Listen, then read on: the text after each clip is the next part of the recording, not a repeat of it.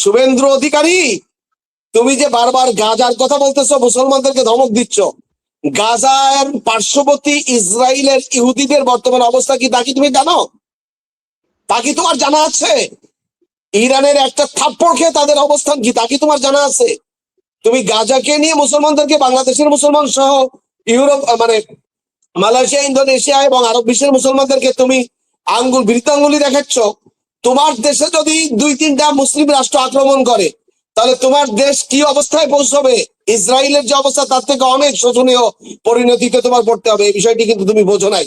10টি প্রধান মুসলিম রাষ্ট্র যদি পেশাব করে দিত, তাহলে ভারতের মুসলমানেরা পালায় জঙ্গলে যেয়ে পড়তো। তো এই কথাগুলো এইভাবে বলছি। আমি কিছু কর্মসূচি দিতে চাই, বলতে চাই, সেটা হলো যে আমাদের দেশের উল্লেখযোগ্য শিক্ষাবিদ, ভাষাবিদ এবং আর্মি রিটায়ার্ড অফিসার যারা ভালো ছাত্র ছিলেন,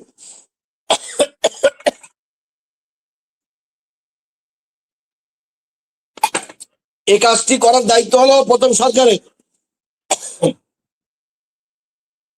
তার মধ্যে 1 নম্বর হলো, আপনি 20 থেকে 25 জনের একটা সদস্য সংগ্রহ করা হোক, যার মধ্যে অর্ধেক ভালো ইংরেজি বলতে পারে, ইংরেজি বোঝে, যার মধ্যে আর অর্ধেক ভালো আরবি বোঝে, আরবি বলতে পারে।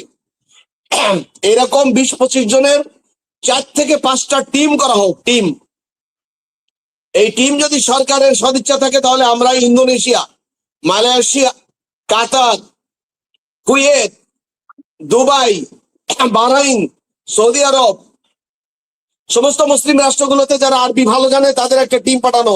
সরকার আমাদেরকে সাহায্য করুন ওই দেশগুলোতে কনভিন্স করার জন্য, তাদেরকে গাস্ট করার জন্য, তাদেরকে দাওয়াতি কাজ করার জন্য, যে ভারতের মুসলমানরা এইভাবে নিপীড়িত হচ্ছে, গাজার মুসলমানরা এইভাবে ধ্বংসপ্রাপ্ত হয়েছে, অতএব আপনারা কিছু করেন। সেখানে আমরা কিছু টেবিল ওয়ার্ক করবো, কিছু গবেষণামূলক কিছু মানে বুকলেট বের করব, আমাদের দাবি কি, আমরা কি চাই তাদের কাছে।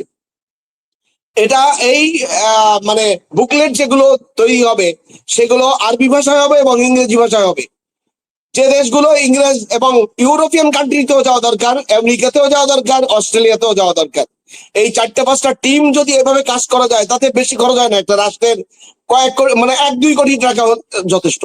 এই কাজটা করলে খুবই তড়িৎ কার্যকরী পদক্ষেপ নেওয়া যাবে। এরপর আর একটা কথা বলে আমি আমার আলোচনা শেষের দিকে নিয়ে যেতে চাই।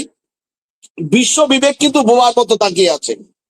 তার কারণ হলো, গাজায় কিন্তু প্রায় লক্ষাধিক মুসলমানদেরকে মেরে ফেলা হলো, কিন্তু বিশ্ব বিবেক সেখানে বাতাস দিয়েছে। বিশেষ করে ইউরোপ, আমেরিকা কিন্তু চুপ করে দেখেছে এবং মদত দিয়েছে।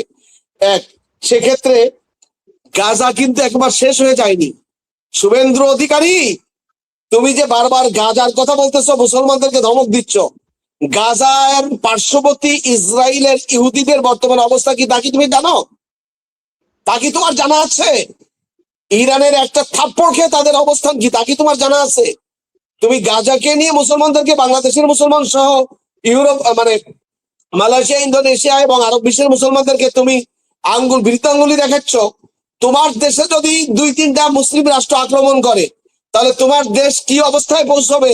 ইসরায়েলের যে অবস্থা তার থেকে অনেক শোচনীয় পরিণতিতে তোমার পড়তে হবে। এই বিষয়টি কিন্তু তুমি বোঝো নাই।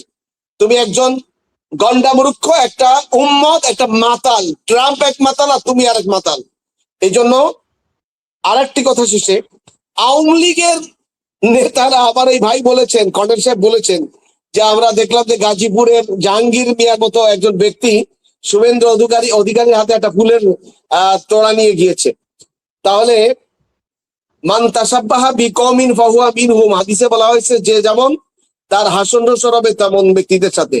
তাহলে এই যে আওয়ামী লীগ বাংলাদেশে যারা করে, এদের কোনো ইমান আছে? এদের নামাজ, এদের রোজা, এদের ওমরায় কি হবে? কি আসবে যাবে? একটা দেশের মুসলমানদের মেরে ফেলতেছে, ধর্মীয় প্রতিষ্ঠানগুলো, মসজিদ মাদ্রাসাগুলো বুলডোজার দিয়ে ভেঙে দিচ্ছে, মুসলমানদের ঘর বাড়ি আগুন দিয়ে জ্বালিয়ে দিচ্ছে। আর তোমরা তোমাদের কিলার, লেডি ফিরাউন, তাকে বাংলাদেশে আনার জন্য শুভেন্দু অধিকারীর পা ধরে তোমরা লেগুর ধরতেছো, তাকে মুসাহিবি করতেছো। বাংলাদেশে কোনোদিন শেখ হাসিনা আসতে পারবে না, কোনোদিন আসতে পারবে না। যারা সরকারে গিয়েছে তারা যদি আনার জন্য চেষ্টা করে, তাদের পতন ঘটবে, পতন ঘটবে, পতন ঘটবে। তার কারণ হলো এই রক্ত, যুদ্ধের ময়দানের এই রক্ত কখনো বৃথা যেতে পারে না, এই রক্ত কখনো বৃথা যাবে না। বাংলাদেশের ছাত্র জনতা এত সাহসী এখন যে যদি এই সরকার, বর্তমান যে নির্বাচিত সরকার, এই সরকার যদি জুলাই সনদ এবং গণভোটকে যদি বাইপাস করতে চায়, তাহলে আপনি দেখবেন আগামী 6 মাস পরে কি হয় বাংলাদেশের অবস্থা।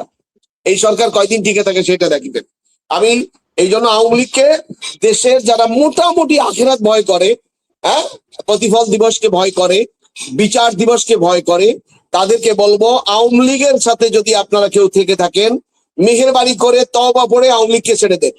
আওয়ামী লীগ যে করবে তার মৃত্যু ইমানহীন অবস্থা হবে। তার কারণ আওয়ামী লীগ 11 সনের 30শে জুনে সংবিধানকে অ্যামেন্ডমেন্ট করে সংবিধানের মূল পৃষ্ঠার একেবারে প্রথম 2-2.5 লাইনের মধ্যে আল্লাহর উপর অবিচল আস্থা ও বিশ্বাস ছিল, সেটা তারা ডিলিট করে দিয়েছে, তারা মুছে দিয়েছে। অতএব এই আওয়ামী লীগ যারা করে তারা ইমান হারা। এই জন্য আজকে দেখবেন সাবেক একজন মন্ত্রী, ইঞ্জিনিয়ার সাহেব মারা গেছে, নাম বলছি না, আপনারা জানেন। আপনি দেখেন যে কয়টা ফেসবুকে তার ব্যাপারে ছবি দিয়ে লেখা আসছে, তার 70-80% মানুষ তাকে থুতু মেরেছে, মার্জিত ভাষায় অনেকে লিখেছে, আমিও লিখেছি। তার কারণে এই ব্যক্তি যখন ক্ষমতায় ছিলেন, যখন পতাকালা গাড়ি চালাইছেন, তখন কিন্তু এই কর্নেল হাসিনুর রহমানরা আয়না ঘরে অবস্থান করতেন। তখন কিন্তু হাজার হাজার লক্ষ আলেমরা কিন্তু জেলে পুড়েছিল, আমিও জেলে ছিলাম। তো এই ব্যক্তি এখন মারা গেছে, এখন তার নামে ইন্নালিল্লাহ কেন পড়তে হবে? তাকে, তার জন্য তারে মাফ করে দেন আল্লাহ, তাকে জান্নাত দিয়ে দেন। আল্লাহর জান্নাত কি অত সস্তা? অত সস্তা? এরপরে আর একটা কথা না বললেই নয়, ডক্টর খলিল সাহেবকে যে পররাষ্ট্রমন্ত্রী বানালেন, এই 17 বছর যে আমরা নিপীড়িত হয়েছি, 15 বছর 6 মাস 28 দিন শেখ হাসিনার ক্ষমতা আমলে এদেশের নিরেট মুসলমান, শুধু আলেমরা না, শিক্ষিত যারা দেশপ্রেমিক মুসলমান, এই colonel Hasinur Rahman, professor Hasanuzzaman Chowdhury, even আমরা দেখেছি ব্যারিস্টার সরোয়ার ভাইয়ের মতো মানুষকে জেল কাটতে হয়েছে, একজন মেজর ছিলেন। তো এই ব্যক্তিরা সবাই জেল কেটেছে। তাহলে যারা স্বাধীনতা তারা জেল খাটলো, আর এই ডক্টর খলিলুর রহমান সাহেব তখন কি ভূমিকায় ছিলেন, কি করেছে? এই জুলাই বিপ্লবে তার ভূমিকা কি ছিল যে তাকে ডেকে এনে ফরেন মিনিস্ট্রির দায়িত্ব দিলেন? কি কারণে? বাংলাদেশে কি শিক্ষিত মানুষ আর কেউ নাই? সে কি নির্বাচিত এমপি, পার্লামেন্ট মেম্বার? আপনি কেন তাকে টেকনোক্রেট মন্ত্রী করলেন? এটা জাতি জানতে চায়, কি কারণে?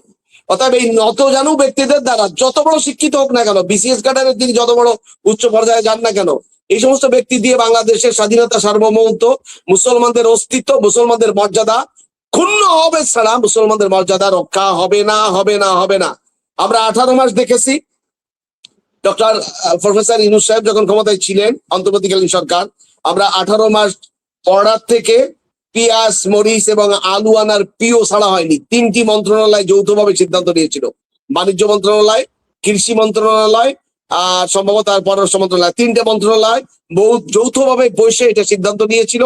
যে কারণে আমি বাণিজ্য বাণিজ্য উপদেষ্টা তার কাছে গিয়েছিলাম একটা বিষয় নিয়ে, ব্যবসায়িকদের পক্ষ থেকে। তো তিনি বশির সাহেব, আকিস গ্রুপের যে বশির সাহেব, তিনি বললেন যে না, আমরা 3টা মন্ত্রণালয় যৌথভাবে এটা আটকিয়ে দিয়েছি, এটা আমরা আনবো না, কারণ আমার দেশের কৃষকরা আগে বাঁচুক। কই, সে সময় তো পেঁয়াজের দাম 100 টাকার উপরে যায় নাই। তাহলে বাংলাদেশে এবার পেঁয়াজ যথেষ্ট উৎপাদন হয়েছে, কৃষকরা মায়ের খাচ্ছে। আপনি জানেন পেঁয়াজের বাজার এখন 35 টাকা। যে কোনো তরকারি কিনতে গেলে আপনার 100 টাকা, 80 টাকা, 90 টাকা কেজি। আর পেঁয়াজ উৎপাদন, পেঁয়াজ কিন্তু একটা মশলা, হ্যাঁ, একটা সবজিও বটে। তো পেঁয়াজের কেজি হলো 35-37 টাকা। পেঁয়াজের কেজি তো এখন থাকা দরকার 50-60-70 টাকা থাকা দরকার, অন্তত 50 টাকা থাকা দরকার, তরকারির সমান থাকা দরকার। তাহলে এই কৃষকরা যারা চাষাবাদ করেছে, সেচ দিয়েছে, হ্যাঁ, তারপরে সার ওষুধ দিয়েছে, তারা কিন্তু মার খেচ্ছে। অতএব এই ইন্ডিয়ান বর্ডার গুলো আটকিয়ে দেওয়ার জন্য সরকারকে পরামর্শ দিব যে আপনার বাংলাদেশের যারা কৃষক, তারা যা উৎপাদন করেছে এটা আমাদের চাহিদা মিটাচ্ছে, আমরা বিপদে পড়লে অন্য দেশ থেকে আনবো, কিন্তু ইন্ডিয়ান থেকে আমরা আনতে পারি না, কারণ ইন্ডিয়া আমাদের সবসময় শত্রুতাই করছে, একটি বিষয়। আর রাষ্ট্রের যারা ক্ষমতার বিভিন্ন রন্ধে রন্ধে বসে আছেন, তারা যেন জাতির সাথে নিফাকি আচরণ না করে। খবরদার, নিফাকি আচরণ করলে কিন্তু ময়দানে আপনারা ছাড় পাবেন না, ছাড় পাবেন না, ছাড় পাবেন না। আমার কথা এগুলো এই পর্যন্ত বলেই আজকের আলোচনা এখানে শেষ করি। আমি বিশেষ করে যারা দর্শক শ্রোতা, যারা দেখতেছেন এবং আগামী 2-4-5 দিন বসে দেখবেন, তাদেরকে বিনয়ের সাথে আমি অনুরোধ করব যে আমাদের মধ্যে কর্নেল হাসিনুর রহমান ভাই সহ এরকম শত শত সাহসী মুজাহিদ আছে, মুজাহিদ বলবো, যারা দেশ এবং দেশের জাতি সত্তা, বিশেষ করি শেষ করি, আমি তো কথা শেষ করেই ফেলেছি। তাদেরকে দিয়ে একটি কমিটি করা দরকার, যাতে আমরা সুনির্দিষ্টভাবে দেশের মানুষদের সহযোগিতা নিয়ে আমরা সরকারকে বিনয়ের সাথে প্রথম অনুরোধ জানাবো, পরামর্শ দিব। গ্রহণ না করলে এই সরকারকেও আমরা চাপ প্রয়োগ করব, চূড়ান্ত পর্যায়ে যে এই সরকারকে আমরা চাপ প্রয়োগ করবো। এই জন্য আমাদের বসে থাকার সুযোগ নেই, আমরা সুনির্দিষ্ট একটা দুইটা অফিসে বসা দরকার, সুনির্দিষ্ট জায়গায় বসা দরকার।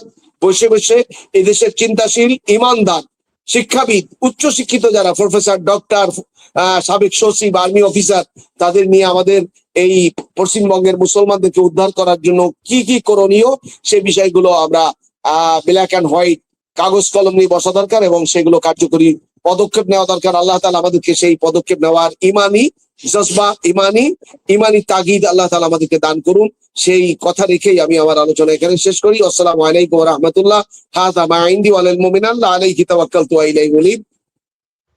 মনির ভাই 1 মিনিট, মনির ভাই 1 মিনিট। আমি বলতে চাচ্ছি আমরা মুসলমানরা মরলে শহীদ, বাঁচলে গাজী। আমরা চেষ্টা করব, ভালোবাসা আমাদের পশ্চিমবঙ্গ মুসলমানদের জন্য আছে, আমাদের থাকবে, বা ওনাদের দায়িত্ব আছে, ইমানি দায়িত্ব। ওনাদের মা বোনদেরকে বাঁচাতে হবে, প্রয়োজনে অস্ত্র হাতে নিতে হবে, প্রয়োজনে আমরাও যদি সীমা লঙ্ঘন না করে, বাড়াবাড়ি করে, আমরা উত্তক্ত আচরণ করব না। একটা জিনিস মোশাররফ ভাই বলছেন বিদেশে যাওয়ার কথা, আমি মনে করি দরকার নাই আপাতত।